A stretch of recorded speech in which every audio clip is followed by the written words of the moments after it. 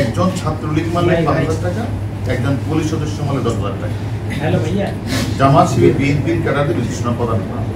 এর ধারাবাহিকতায় গ্রেপ্তারকৃত আসামিরা প্রত্যক্ষ নির্দেশনায় বিএনপি জামাতি নেতা কর্মীরা টাকার বিনিময়ে টুকায় এবং ছিন্নমূল দিয়ে ঢাকা উত্তরা আবদুল্লাহপুর সদস্যের বিভিন্ন স্থানে ভাঙচুর ও অগ্নিসংযোগ নারীকে গঠন করে এবং যার দ্বারা কিন্তু আপনারা দেখেছেন ঢাকা শহরের চতুর্দিকে আপনারা দেখেছেন যে গর্বের মেট্রো রেল, ডাটা সেন্টার, সেতু ভবন, বিটিভি ভবন এবং উত্তরাতে থানা বাড়িতে তারা হামলা করেছে। এবং শুধু থানায় না, গতকাল আপনারা দেখেছেন যে ওই সেতু ভবনে যারা হামলাটা করেছিল। এবার ব্যাংকও আপনার হাতের মুঠোয়। Balance transfer, mobile recharge, bill pay থেকে শুরু করে যা চান সব হবে এক মুহূর্তে। NRBC planet. তাদেরকে ভিডিও ফুটেজের মাধ্যমে ধরে আমরা তাদেরকে ধরে নিয়ে আসছি, তারা স্বীকার করেছে।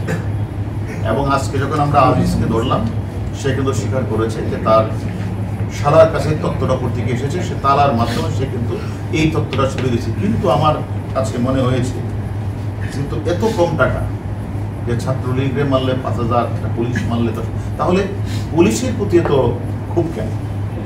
আসলে আমরা তো আপনারা জানেন যে আসলে পুলিশ হচ্ছে একমাত্র যে বাংলাদেশের 71 সালের প্রথম মুক্তিযুদ্ধের, স্বাধীনতা যুদ্ধের প্রথম প্রতিরোধ যুদ্ধ হলো পুলিশ। এই পুলিশ কিন্তু রক্ত দিয়েছে 71 এবং বারবার যখন মানে অগণতান্ত্রিক পন্থায় দেশের যে স্বাভাবিক পুলিশকে বিনষ্ট করার জন্য যখন একটা চক্র বারবার চেষ্টা করে, পুলিশ কিন্তু বারবার জীবন দিয়ে সেটা কিন্তু রক্ষা করে। এটা আপনারা দেখেছেন 12 সাল, 13 সাল, 14 সাল, 15 সাল অনেক পুলিশ সদস্য রক্ত দিয়ে, জীবন দিয়ে তারা কিন্তু যা চেয়েছিল আইন শৃঙ্খলাকে অবনতি করে দেশকে অকার্যকর রাষ্ট্র পরিণত করে তারা স্বাধীনতা পক্ষের একটা শক্তি ক্ষমতায় বসা যেন প্রকার। কিন্তু সেটা কিন্তু বাংলাদেশ পুলিশ বারবার স্বাধীনতার পক্ষে এবং বাংলাদেশ পুলিশ একটি গণতান্ত্রিক নির্বাচিত সরকারের বিরুদ্ধে বারবার তারা যে হামলাটা করে যারা সাধারণ মানুষকে গার্মেন্টস শিল্পকে নষ্ট করে এবং বিভিন্ন রাষ্ট্রীয় স্থাপনাগুলি বেসরকারি স্থাপনা নষ্ট করে, সেটার বিরুদ্ধে কিন্তু পুলিশ সবসময় কাজ করে। তাই তাদের কাছে এখন পুলিশ হয়েছে টার্গেট। যে পুলিশকে যদি ডিমোরালাইজ করা যায়, পুলিশের মনোবল যদি ভেঙে দেওয়া যায়, তাহলেই একমাত্র সম্ভব এদেশের স্বাধীনতার পরাজ্য শক্তি তারা যে জামাত শিবির চক্র এবং তাদের বিএনপি তারা যে তাদের ষড়যন্ত্রটা সফল হবে। এই মানসিকতা নিয়েই কিন্তু তারা বারবার 28শে অক্টোবর আপনারা লক্ষ্য করেছেন, তারা কিন্তু পুলিশকে হামলা করেছে, আমাদের পুলিশের সদস্যকে তারা হত্যা করেছে, যারা পিটিয়ে হত্যা করেছে এবং তারা আমাদের পুলিশ সামনে যে পুলিশ হাসপাতাল সেটাকে ভাঙচুর করেছে, প্রধান বিচারপতির বাসভবনকে ভাঙচুর করেছে। এই চক্রটা কিন্তু আবার এবার দেখেছেন এরাই আবার এই স্বাধীনতা বিরোধী এবং বিএনপির কিছু দোষক তারা মিলে কিন্তু আবার আমাদের বিভিন্ন স্থাপনা, পুলিশের স্থাপনা এবং আমাদের কয়েকজন পুলিশ সদস্যকে জ্বলিয়ে তারা হত্যা করেছে। এইটা কি কোনো সভ্য দেশের মানুষের পক্ষে সম্ভব? কারণ তারা এই রাষ্ট্রটাকে ব্যর্থ করতে চায়, অকার্যকর করতে চায় এবং স্বাধীনতার যে স্বপ্নের যে সোনার বাংলা যে লক্ষ্যে এটাকে গণনা আছে সেটা থেকে তারা মানে পাকিস্তানি কায়দায় আবার নিয়ে যেতে তাদের অপচেষ্টা। আমরা বাংলাদেশ পুলিশ সবসময় 71 সাল থেকে শুরু করে এ পর্যন্ত যতগুলি আন্দোলন হয়েছে একটা নির্বাচিত সরকারের বিরুদ্ধে, আমরা বাংলাদেশ পুলিশ কিন্তু আমরা কঠোর হস্তে দমন করার চেষ্টা করছি।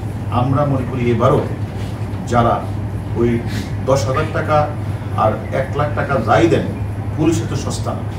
আমাদের হয়তো বা আমাদের খারাপ লাগছে, আমাদের 3টা পুলিশ সদস্যকে তারা একজনকে তারা মানে জনসম্মুখে মানে ঝুলিয়ে তারা হত্যা করেছে, হয়তো তাকে আমরা ফিরে পাবো না তাকে।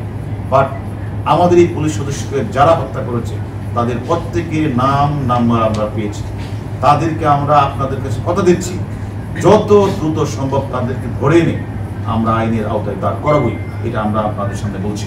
এবং আমি মনে করি যে যিনি এখন বলেছেন যে ছাত্রলীগকে মারলে 5,000 টাকা, এই টাকাগুলি কারা বিলি করেছে তাদেরও 5-6 জন আমাদের কাছে অলরেডি যারা ঢাকা শহরকে বিশৃঙ্খলা করার জন্য, অরাজকতা করার জন্য দায়িত্ব নিয়েছিল। তার মধ্যে সালাউদ্দিন টুকু, সাইফুল ইসলাম নীরব, SM জাহাঙ্গীর এবং আপনাদের এদিকে হলো রফিকুল ইসলাম মজনু এবং আমিনুল ইসলাম সহ অসংখ্য জামাতের নেতাকর্মী, বিএনপি নেতাকর্মী আমাদের কাছে আছে। আমরা তাদের জিজ্ঞাসাবাদ করছি, তাদের মোবাইল থেকে অনেক মেসেজ পেয়েছি যারা বাহির থেকে তাদেরকে অর্ডার করেছে যে আমরা নতুন কমিটি তোমাদেরকে দিয়েছি, তোমরা যদি সেটা না করো তোমাদের ছুরি ফেলে চলে যেতে হবে, তোমাদের কমিটি দিয়ে বাদ দেওয়া হবে। তাদের এইভাবে মানে যে মেসেজ আমরা দেখেছি। শুধু তা না, 28 অক্টোবরের পরে যারা বিভিন্ন জায়গায় অগ্নিসংযোগ করেছে